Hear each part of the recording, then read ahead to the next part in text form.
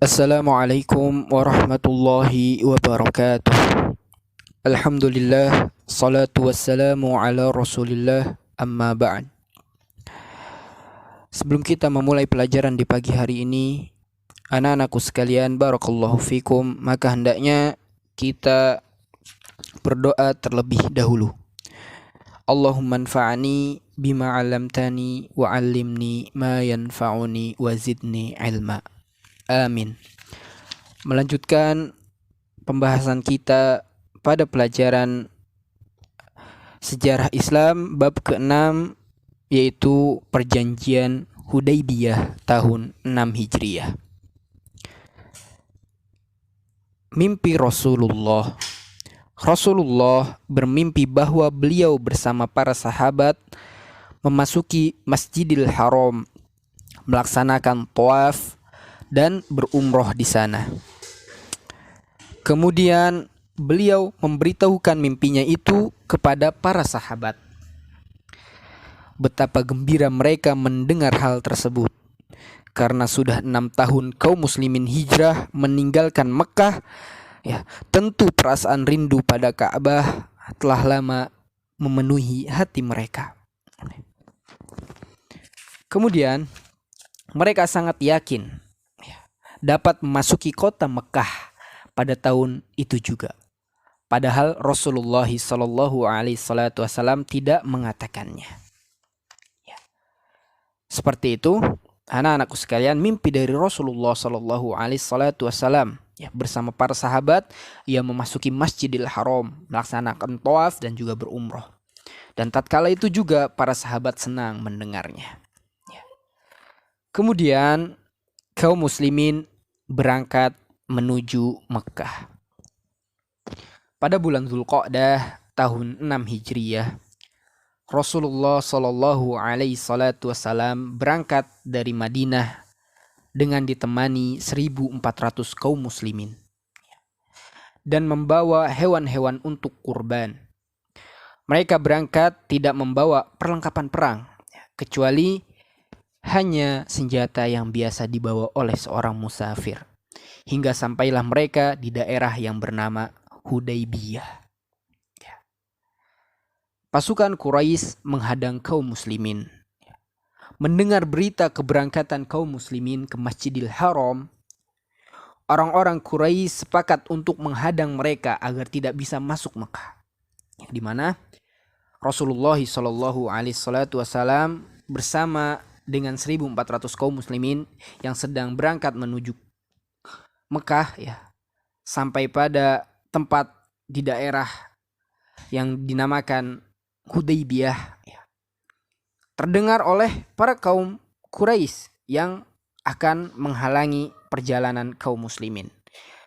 Akhirnya mereka pun mengirimkan sebanyak 200 pasukan berkuda yang dipimpin oleh Khalid bin Walid. Tatkala itu masih dalam keadaan kufur, guna menghadang kaum muslimin. Utusan kaum muslimin kepada kaum Quraisy. Rasulullah mengutus Utsman bin Affan kepada orang-orang Quraisy, menegaskan kepada mereka bahwa tujuan dari perjalanan ini adalah untuk melaksanakan umroh, tidak untuk berperang. Nabi berkata kepada Utsman, sahabat Utsman bin Affan, sampaikanlah kepada mereka bahwa kedatangan kita bukan untuk berperang, melainkan untuk beribadah, yaitu umroh. Dan ajaklah mereka untuk masuk Islam. Itu pesan dari Rasulullah kepada Utsman bin Affan untuk disampaikan kepada kaum Quraisy. Utsman bin Affan pun ditawan orang-orang Quraisy sampai waktu yang lama, sehingga tersebarlah isu di kalangan kaum muslimin bahwa ia terbunuh. Baiat Ridwan. Ketika berita itu sampai kepada Rasulullah, beliau bersabda, kita tidak akan beranjak dari sini sebelum memerangi mereka. Kemudian beliau mengajak kaum muslimin untuk berbaiat.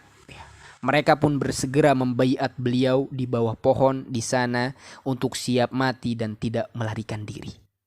Baiat ini dinamakan dengan Baiatul Ridwan, karena Allah Ta'ala berkata tentang baiat ini dengan firman-Nya di dalam surat Al-Fat ayat 18 yang artinya sesungguhnya Allah telah ridho terhadap orang-orang mukmin ketika mereka berjanji setia kepadamu di bawah pohon.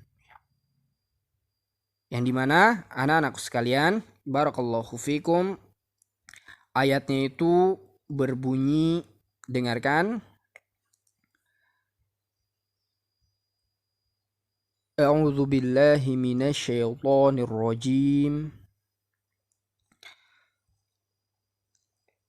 Laqad radiyallahu 'anil mu'minina idh yubayi'unaka tahta asy-syajarah fa'alima ma fi qulubihim fa'anzala as-sakinata 'alaihim wa asabahum fathan qariba. Anak-anakku sekalian, mungkin ini saja yang bisa kami sampaikan pada pelajaran sejarah Islam ya, bab ke-6 yaitu perjanjian Hudaybiyah tahun 6 Hijriah bagian pertama. Semoga yang sedikit ini bermanfaat. Kita akhiri dengan doa kafaratul majlis. Subhanaka Allahumma wa bihamdika asyhadu an la ilaha illa anta astaghfiruka wa atubu ilaih. Wassalamualaikum warahmatullahi wabarakatuh.